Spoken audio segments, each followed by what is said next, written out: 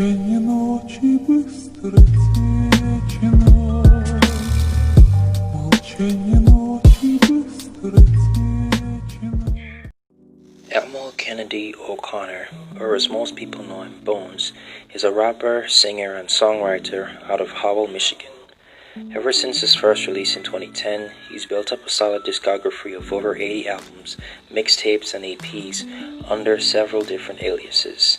And he's only 26. Over all those years, he's gained a huge online fan base, thanks to his frequent high-quality releases and successful Team Sesh merchandise.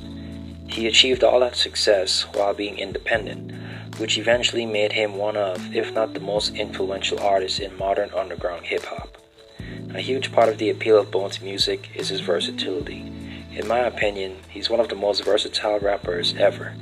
He's made cloud rap, emo rap, old school boom bap rap, trap metal, and even indie rock. Going back to Team Sesh, it's not only a clothing and merchandise brand, but also a record label and musical collective founded by Bones. Included in this collective is the Team Sesh producer and one of Bones' most frequent collaborators, Grief. Now, Grief is a very mysterious figure in Team Sesh, since no one's sure what he or she looks like. Some speculate that it's Eddie Baker, another Team Sesh member, since he popped up in Grief's Instagram Live. Some think it's this old guy who was operating the laptop during Grief's set in a live show, while others simply think it's another one of Bones' aliases. Regardless of who they are, Bones and Grief have formed two musical groups over the years. Surrender Dorothy in 2014 and Oregon Trail in 2015. This video concerns Surrender Dorothy, in particular their fifth mixtape, Breathing Exercise. Since Bones releases so much music in a short span of time, it's understandable that not all of his music gets the equal amount of attention, causing some to fall through the cracks and get overlooked by the majority. One such project is Breathing Exercise, released on March 31st, 2018. I had no idea what I would be in for, since I was only familiar with Bones' cloud rap bangers and didn't even know that he could sing. So when I got hit by Joji-esque vocals and a mellow emo rap atmosphere, I got mixed feelings at first.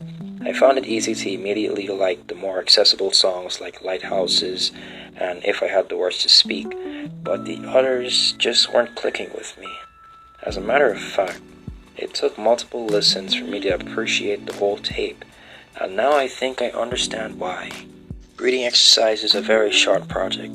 It's only 9 tracks long. 2 of its tracks are barely a minute long, and the whole project is just over 20 minutes long.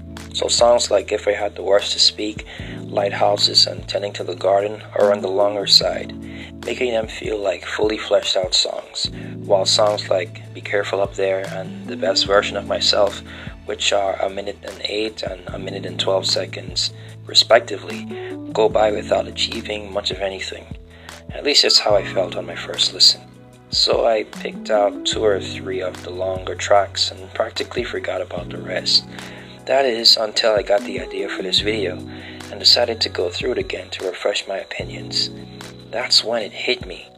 The vibe that I felt listening to each track back to back was amazing. The mixtape is meant to be listened to in its entirety in one sitting, when it's not as easy to tell the length of each track, because on their own, tracks like Be Careful Up There that are just over 1 minute long aren't that appealing.